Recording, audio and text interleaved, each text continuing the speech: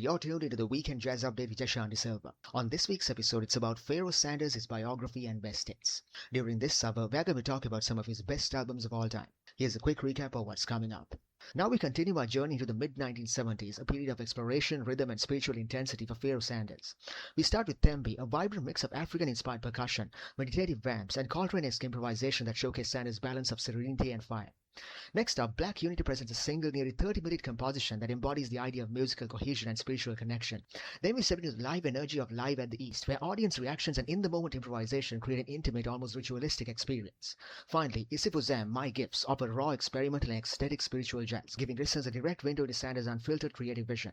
So we're going to highlight standout moments, ensemble dynamics, and the spiritual themes that connect these albums. Whether it's meditative passages, dense polyrhythms, or cosmic improvisation, this period shows Sanders at his most inventive and visionary. Start off with Thembi, released in 1971. This album is a kaleidoscope of sound. Right from the opening track, Astral Traveling, you're invited into a meditative sonic landscape. Pianist Lonnie Liston Smith lays down ethereal vamps, while Sanders' tenor weaves through with soaring lines that feel both human and cosmic. On Red, Black and Green, the energy shifts dynamically. This track is a Coltrane-esque whirlwind, with Sanders overdubbing with multiple saxophones to create a dense, fiery texture. The title track, Thembi, is calm, almost hymn-like, and the closer, Bilophone dance brings hand drums into the mix, offering a playful yet hypnotic tribal feel. Guest violinist Michael White adds a lyrical touch, and drummers Roy Haynes and Clifford Jarvis provide dynamic rhythmic foundations. What makes Thembi so compelling is its constant alternation between serenity and ecstatic improvisation. Sanders leads the listener on a journey that feels simultaneously earthly and otherworldly. Next up, Black Unity, recorded in 1971 and released in 1972. This album centers around one continuous, nearly 30-minute composition. From the very first notes, you can feel Sanders' vision of musical cohesion and purpose. The piece alternates between meditative vamps and freer, more explosive passages, creating a narrative of unity and spiritual exploration. Key collaborators, including trumpeter Hannibal Marvin Peterson and saxophonist Carlos Garnett, contribute to the highly interwoven horn arrangements. Stanley Clarke appears on bass, setting a subtle but propulsive groove that foreshadows the coming fusion era. Critics often note that Black Unity captures Sanders' mid-transition. It's still ecstatic and spiritual, but more disciplined and structured than his earlier freeform works. So this is like watching a musical conversation unfold organically, balancing individual expression with collective harmony. From the studio, we move to Live at the East, released in 1972, a recording that captures Sanders' live energy in a unique studio concert setting. This album features two long tracks, Healing Song running for about 22 minutes, and Memories of J.W. Coltrane, a tribute to the great master. The performance highlights Sanders' gift for dynamics and contrast. He can rage in fire improvisation one moment and shift to tender, soulful lines the next. The audience reactions punch with the music, creating an intimate, almost ritualistic atmosphere. The album is particularly notable for how it captures the communal aspect of Sanders' music. He's not just playing notes, he's communicating with listeners, fellow musicians, and in a spiritual sense, the cosmos itself. It's a vivid reminder that some of Sanders' magic truly comes alive in performances where the music breathes alongside an audience. Finally, we have Isifuzam, My Gifts, recorded in 1969. This album is raw, experimental, and spiritual. The title, Isifuzam, means My Gifts, and it feels like Sanders offering his musical soul directly to the listener. The album blends chanting, African percussion, and waves of improvisation in a way that's both ecstatic and meditative. Unlike his polished impulse albums, this record is a more unfiltered, almost live-in-the-moment quality, giving the listener a sense of being inside Sanders' creative process. Its long-form, free-form compositions invite you to lose track of time, surrender to rhythm and melody, and experience a sense of transcendence. So these four albums together show Sanders' evolution in the early 1970s, from the eclectic textures of Thembi, the disciplined unity of Black Unity, the live intensity of Live at the East, and the raw spiritual exploration of Isifuzam.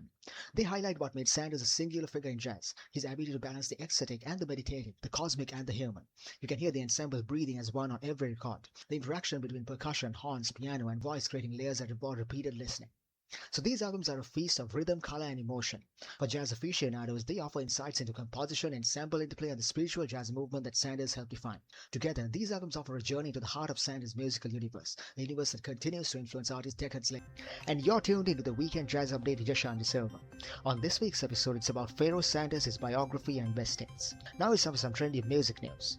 So here's a jazz story that truly stops you in your tracks. At 96 years old, pianist, vocalist, and composer Betty Bryant has just released a brand new album called Nothing Better to Do. Betty Bryant is a true Los Angeles jazz treasure, a fixture on the Southern California scene since the mid-1950s. This new release marks her 15th studio album following 2024's Lot of Living and speaks volumes about her creative drive and love for the music. Her music blends swing, blues, and soul in a way that feels both timeless and deeply personal, the sound of a life spent inside the music. At an age when most artists are long retired, Betty Bryant is still creating, still telling stories, and still swinging. This isn't just a new album, it's a celebration of endurance, artistry, and lifelong spirit of jazz. And there was some trendy music news on the Weekend Jazz Update with Jashan De Silva. We're going for a short break, we'll be right back after that. When we come back, we're going to be talking about more of Pharaoh Sanders' best albums of all time. Stay tuned. You're tuned into the Weekend Jazz Update with Jashan Silva. On this week's episode, it's about Pharaoh Sanders, his biography and best hits. During this summer, we're going to talk about some of his best albums of all time. Here's a quick recap of what's coming up. So we're going to be talking about the later phase of Pharaoh Sanders' remarkable career, where rhythm, intimacy and orchestral grandeur converge. We begin with Village of the Pharaohs, a percussion-heavy hypnotic album blending tribal groups with flute and bells. Then Pharaoh, recorded in 1977, offers a raw, intimate feel with hypnotic drones, personal vocals and meditative moments, like stepping into Sanders' living room for a private cosmic jam. Journey to the One, released in 1980, bridges its free-form intensity with more structured compositions, featuring soulful interpretations like After the Rain and upbeat modal tracks like You've Got to Have Freedom. And in 2021, Sanders delivered Promises alongside Floating Points and the London Symphony Orchestra, a serene orchestral suite that showcases his lyrical sax, subtle electronics and hypnotic spiritual soundscapes. So we're going to be talking about the album's textures, rhythms and emotional depth, illustrating Sanders' ability to evolve while remaining true to his spiritual mission. From tribal grooves to orchestral majesty, these recordings prove that even in the final decades of his career, Pharaoh Sanders remained a cosmic guide through the universe of jazz. And there was some insight into what's coming up during this hour, and this is the Weekend Jazz Update with Jashan Silva. We begin with Village of the Pharaohs, released in 1973. This album is a rhythmic feast, heavily percussion-driven and lush with tribal textures. Sanders' tenor soars about the dense rhythmic tapestry, moving between fire improvisation and meditative passages. Other tracks, like Memories of Lee Morgan, offer quieter, reflective moments with delicate flute and percussion interplay, while Went Like It Came also adds chanting and bells for a joyous, almost celebratory vibe. What makes Village of the Pharaohs special is how Sanders blends controlled chaos with groove-oriented accessibility. It's experimental yet danceable, mystical but inviting. The polyrhythms are intricate, but the listener never feels lost. The music moves you physically and spiritually at the same time. Next is the album similar titled Pharaoh, released in 1977. This one has a raw, intimate feel, almost like you walk into Sanders' living room during a late-night jam session. The opener, Harvest Time, is a hypnotic meditative drone with layered bass and subtle horn textures. In Love Will Find a Way, Sanders takes a rare step of adding his own vocals, singing over a joyful gospel-inspired vamp accompanied by percussion. The album closes with Memories of Edith Johnson, a slow hymn-like ballad featuring organ and distant bells, underscoring Sanders' deep spiritual grounding. Pharaoh is beloved by collectors for its unfiltered energy, intimate recording style, and the way it captures Sanders' musical personality in a personal, almost confessional setting. Unlike the grandeur of the Impulse albums, here Sanders invites a listener into a private cosmic ritual. Moving forward to Journey to the One from 1980, we see Sanders in a kind of late-night renaissance. Released on the Theresa label, this album blends his spiritual sensibilities with more structured compositions and accessible grooves.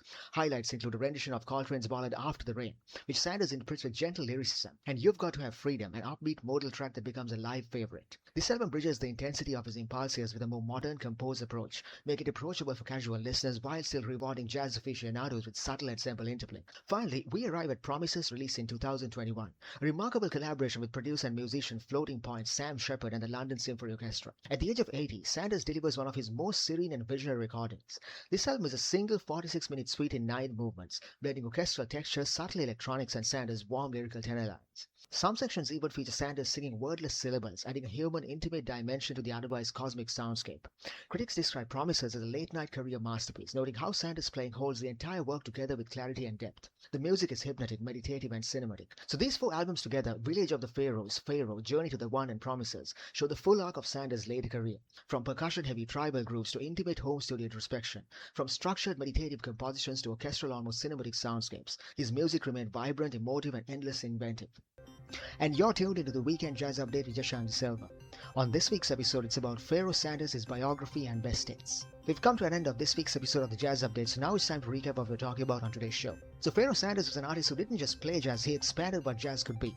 Born in Little Rock, Arkansas, Sanders emerged from church music and the blues, found his voice alongside John Coltrane, and became one of the defining figures of spiritual jazz. So we talked about how Sanders used music as a form of healing exploration, his influence stretches far beyond his era, touching modern jazz, ambient music, even electronic artists decades later.